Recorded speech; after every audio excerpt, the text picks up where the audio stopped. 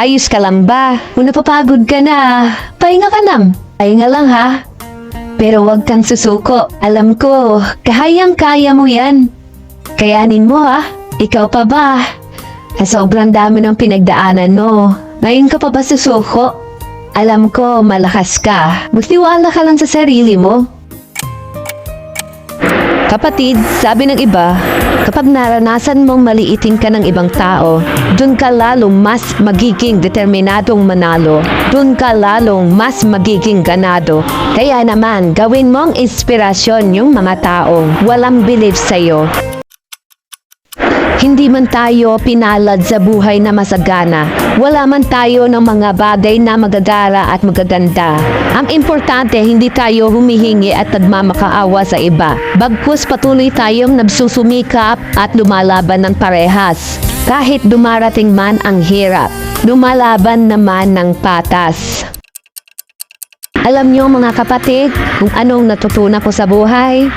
Ang mga tao manghuhusga sa atin kung ano man ang mga bagay na ating nakamtan sa buhay. Kung ano ka man, sino ka man, may pinag-aralan, successful ka man o hindi. Wala na yatang nakakataka sa sistemang ganong pag-iisip.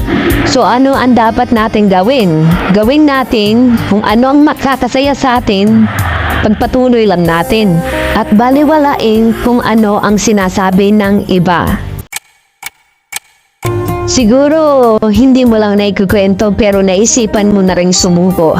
Alam mo, ramdam ko rin yan. Araw-araw natin pinagdadaanan yung salitang bawal mapagod.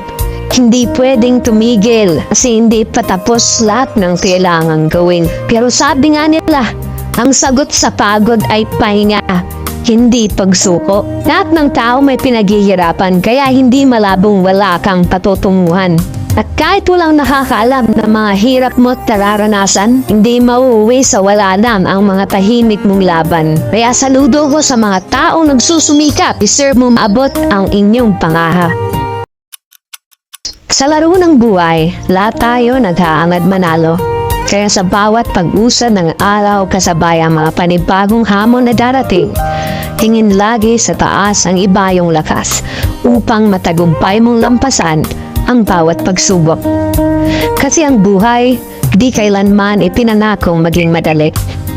Ngunit ang pangako ng Diyos, sasamahan ka niya sa bawat mong laban.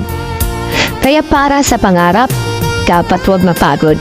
Palaging tatandaan na ang buhay ang pinakamahirap na pagsusulit. Alam mo kung ano ang pagkakamali ng karamihan sa kanila?